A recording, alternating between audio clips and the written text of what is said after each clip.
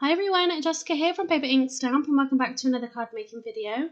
So today's video we're going to be looking again at this creative stamping magazine. This is issue 87 and we've got these two stamp set here, Wild and Fun and Wild and Free. So this is going to be our more inspiration video. So we're going to create another card using this particular set.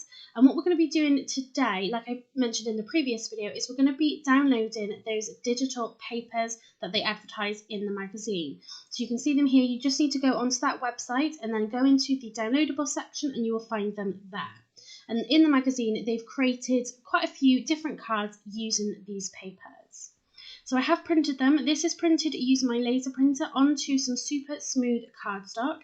And you will notice that the papers, along with these tags here, but you do have, I think it was 4 or 5 papers.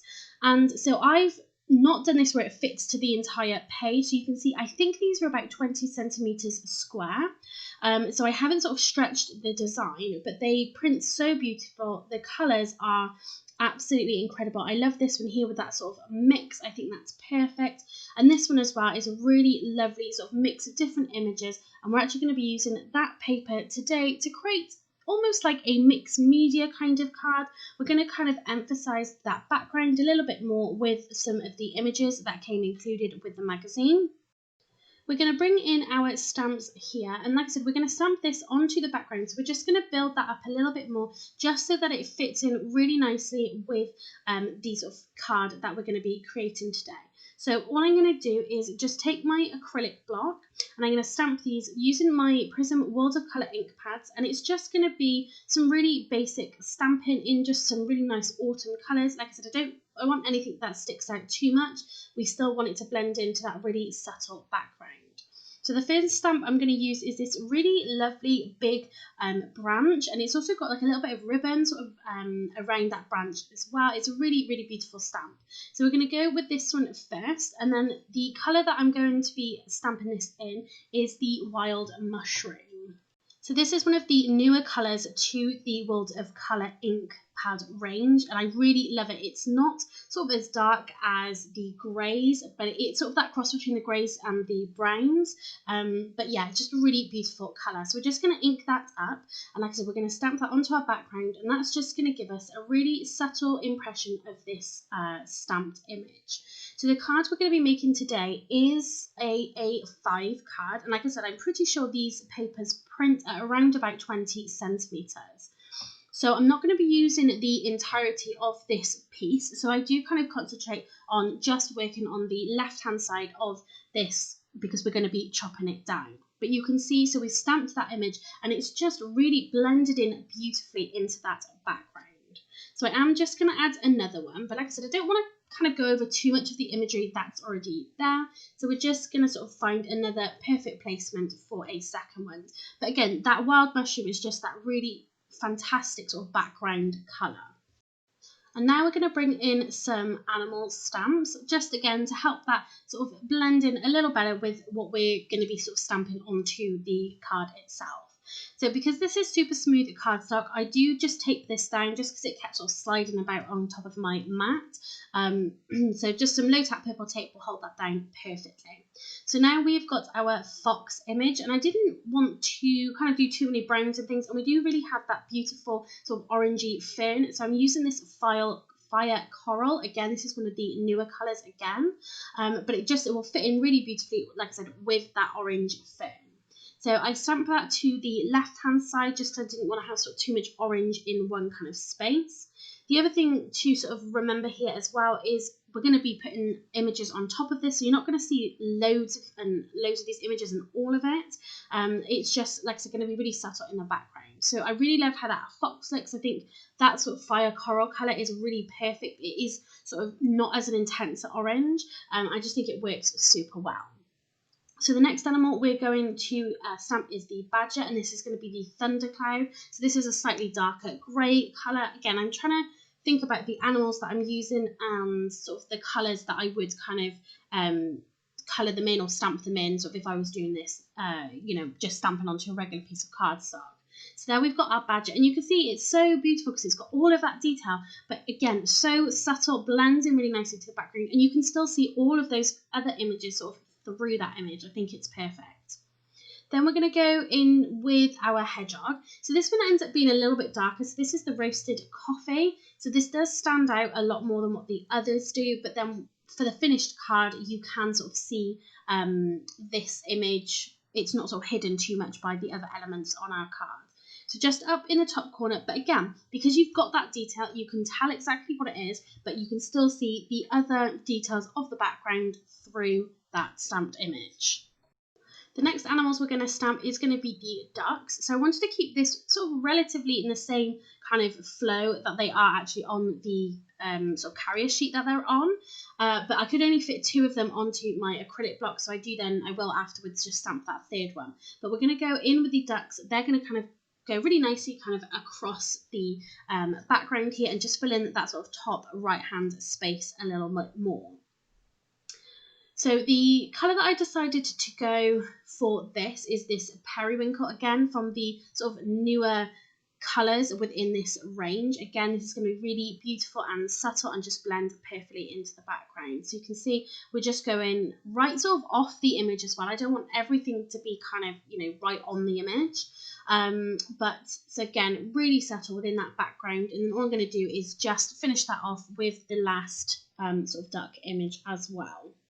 You can see that I've put that last duck image in. Next, we're going to go in with this branch. I want to say this was the cinnamon squill colour, I think. And again, this is just going to help us build up that scene behind using the images that have come within this pack. And it just works so perfectly with these downloaded papers. You can see that I didn't want to have that sort of harsh colour like I kind of got with that hedgehog, so I did just wipe a little bit off with my microfiber cloth, and that'll just give us a much lighter impression. So the last thing we're going to add to this background, you can see there's already just some little sort of words and sentences within that what was printed on the background, but we are going to go in with one of these sentiment stamps here, and I'm going to be using the cherry walnut colour.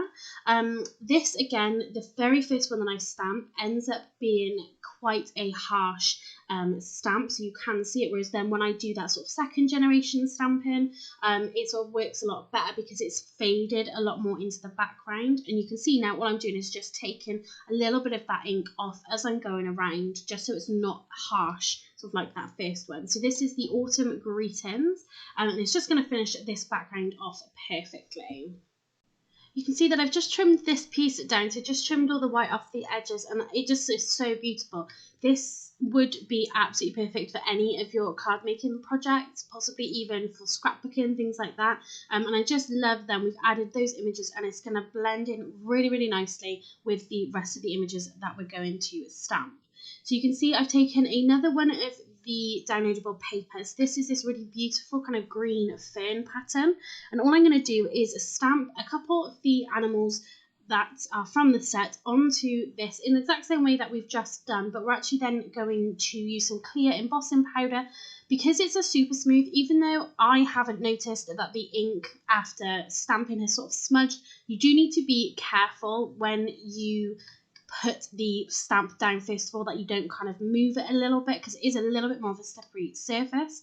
But you don't have to heat emboss. I found when I was just testing it, like I said, I didn't notice that any of it smudged. So the first animal that we've stamped is this fox, and again that's in that same fire coral colour, so it's going to match perfectly with what's on our background. So I've got this really big tub here of clear embossing powder. So you have seen me pull out a smaller tub. What I've actually done recently is purchased 2 additional tubs. So this is about sort of 2.5 tubs of Paper Mania clear embossing powder. I wanted to have a bigger pot because I don't always like having to sort of tip it out and things. It's a lot harder when you've got a tub like this. And I've just taken a lid from one of the pots that I've emptied. I'm just sort of using that as a bit of a scoop to put onto our project. I'm just sort of tipping that off. If ever I get any sort of excess pieces of embossing powder that I don't want, so you will notice that I didn't use an anti-static powder tool here, but because it's clear, it doesn't always bother me. I don't necessarily always think you can see it, but I do then just take a paintbrush just to sort of knock off any sort of pieces that I don't want around the area. Then all I'm going to do is just heat set this. With that all being heat set now, it's going to give our fox a really beautiful shine, and it's just going to stand out from the card. So the next stamp we're going to stamp onto our background is going to be this hare. And again, I'm going to take a grey. So this is a slate grey.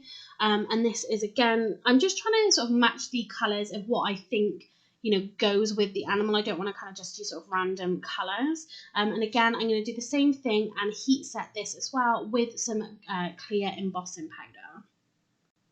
I also really love stamping this onto this patterned paper. It means then that you only need to stamp it, you don't need to colour it, nothing like that.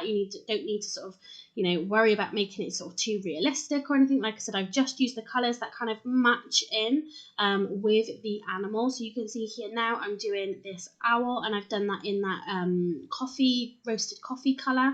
And again, I'm just going to use the clear embossing powder for this one as well. But I just think it gives a really sort of different kind of look to these images. It just makes it, stand out in a different way.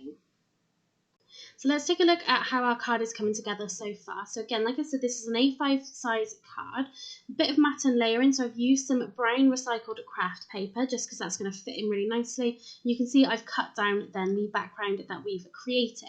You will notice along that right hand side, obviously, I've sort of not gone as far as what I needed to go for this particular size, but because we've got other images to use, I'm not worried about that.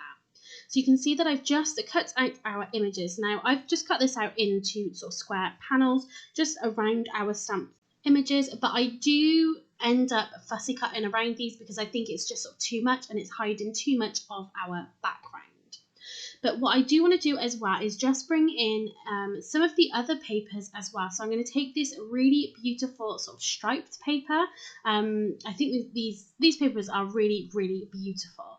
So I kind of wanted to get as much sort of on here as possible. Again, I was going for that kind of mixed media kind of look there. Hopefully we did achieve that today.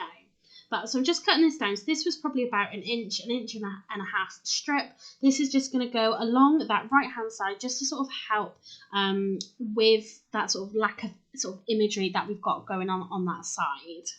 So I also decided to matte and layer this up as well, only just along the sides themselves, not sort of the top and the bottom, because that is the perfect length of our card. But that's just then to sort of coordinate with the matte and layers we've already got on the card and just sort of bring a little bit of definition between the papers, so between this striped paper and our background. So I've already glued down my mats and layers. I'm just popping this strip down now as well. And like I said, I just think everything works together so nicely, and just adding those images onto the background just really makes it pop a little bit more.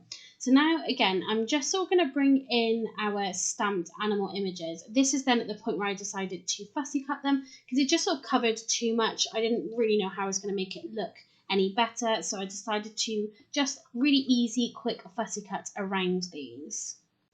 So after the fussy cutting, I decided to add some panels to the card as well, just to make things again stand out a little bit more and just add a little bit more interest to our card. So these ones that I've got in my hands now, they actually came from that sheet that you can see here, which has got all those tags. And then the other two I've just made myself. So again, that's the same brown craft paper that I've used for my matte and layering.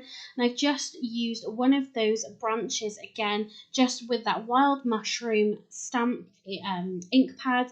And it's just going to add a little bit of detail to those panels. And you can see then everything looks a lot better having fussy cut around those images. We just got a couple more layers, a couple more elements in there just to really kind of bring this card together. So the last thing this card needs is a sentiment. So I've taken this strip. This was what I cut off the actual original background. And we're just going to, again, to keep everything coherent, we are going to stamp a sentiment. So here we are going to have "It's Your Birthday." So this could be, you could do this in two separate pieces, but I wanted to create a strip that went across our card. I stamped this again in that cherry walnut, tying everything together, and just so it's darker so you can see it. And again, I am going to use some clear embossing powder as well, just to help that stand out again. So I again took a piece of that brown craft paper just for a little bit of matte and layering. So I did kind of have it off to one side, almost like a bit like a drop shadow. You don't really see sort of the left-hand side of it because that ends up getting covered by the hair. And you can see the right side of that is just flat, sort of straight. That is going to go right up against sort of the edge of the first matte layer for our card. So now we can sort of put our elements down. I'm just going to use this tape roll just to adhere everything down onto our card, and then our card is going to be all finished. To add a little bit of dimension to our card, I've just popped our animals onto some foam pads. That's just going to lift it off the page and kind of, because we've got quite a few layers going on, it just kind of makes that more sort of the focus of the card.